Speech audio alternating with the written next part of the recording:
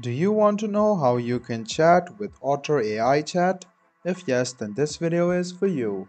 Hello and welcome to AI Basics. It's your host back again with yet another interesting tutorial video. In this video, I'm going to teach you how you can chat with the Otter AI chatbot. Go ahead and open Otter AI on your Chrome or Edge browser and then log into your account. You can see the Otter AI chat over the left hand side. Go ahead and click on it.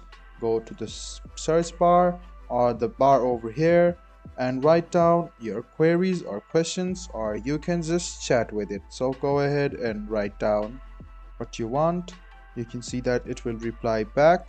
So write down some of the questions.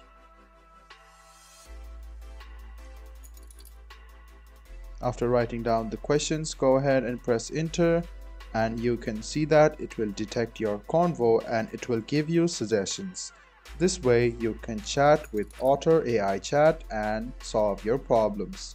I hope this video about how you can chat with Otter AI chat was helpful for you. If you still have any kind of confusion, please do mention us on the comment section down below.